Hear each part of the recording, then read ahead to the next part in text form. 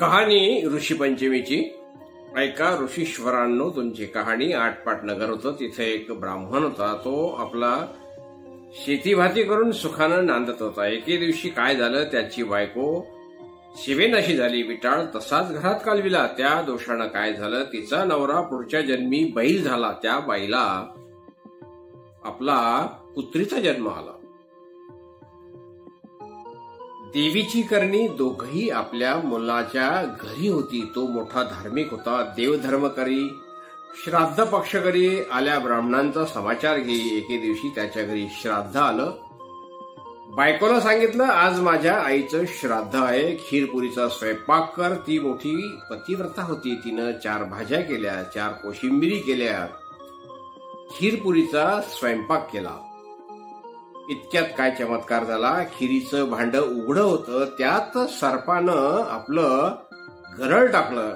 हे त्या कुत्रीनं पाहिलं. मनात विचार केला, ब्राह्मण खीर खातील आणि मरून जातील, मुलाला ब्रह्महत्येचं पातक लागेल. म्हणून उठली, पटकन खिरीच्या पातेल्याला शिवली. ब्राह्मणाच्या बायकोला राग आला. तिनं जळतं खोलीत घेतलं आणि कुत्रीच्या कमरेत मारलं. तो स्वयंपाक टाकून दिला, पुन्हा स्वयंपाक केला. ब्राह्मणांना जीव घातलं. कुत्रीला उष्टमाष्ट देखील घातलं नाही. सारा दिवस उपवास घडला. रात्र झाली तेव्हा ती आपल्या नवऱ्याजवळ म्हणजे त्या बैलाजवळ गेली आणि आक्रोश करून रडू लागली. बैलानं तिला कारण विचारलं. तशी म्हणाली, मी उपाशी आहे, आज मला अन्न नाही, पाणी नाही. खिरीच्या पातेल्यात सर्पानं गरळ टाकलं, ते माझ्या दृष्टीस पडलं. ब्राह्मण मरतील म्हणून मी पातेल्यास जाऊन शिवले. माझ्या सुनेला राग आला. तिनं जळकं खोलीत घेऊन माझी कंबर मोडली. माझं सारं अंग दुखतंय, याला मी काय करू? बैलानं तिला उत्तर दिलं, तू आदल्या जन्मी विटाळशीचा विटाळ घरात कालवलास, त्याचा संपर्क मला झाला. त्या दोषानं मी बैल झालो. आज माझ्या मुलानं मला नांगराला धरलं, तोंड बांधून मला मारलं. मी देखील आज उपाशीच आहे, त्याचं श्राद्ध फुकट गेलं. हे भाषण मुलानं ऐकलं. लागलाच उठून बाहेर आला. बैलाला चारा घातला, कुत्रीला अन्न घातलं, दोघांना चांगलं पाणी प्यायला दिलं. मनात फार दुःखी झाला. दुसऱ्या दिवशी सकाळी उठला, घोर अरण्यात गेला.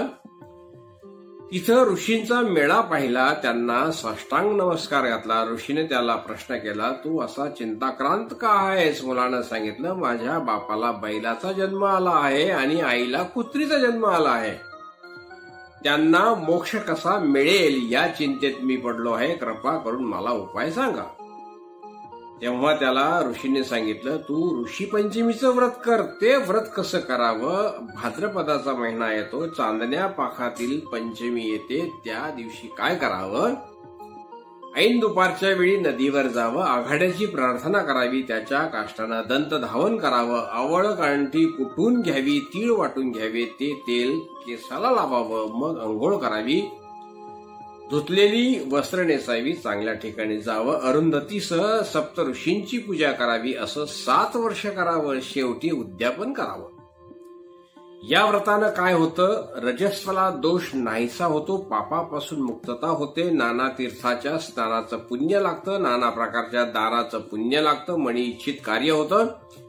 मुलानं ते व्रत केलं, त्याचं पुण्य आई बापांना दिलं. त्या पुण्यानं काय झालं? रजोदोष नाहीसा झाला, आकाशातून विमान उतरलं. बैल होता तो सुंदर पुरुष झाला, कुत्री होती ती सुंदर स्त्री झाली. दोघं विमानात बसून स्वर्गास गेली.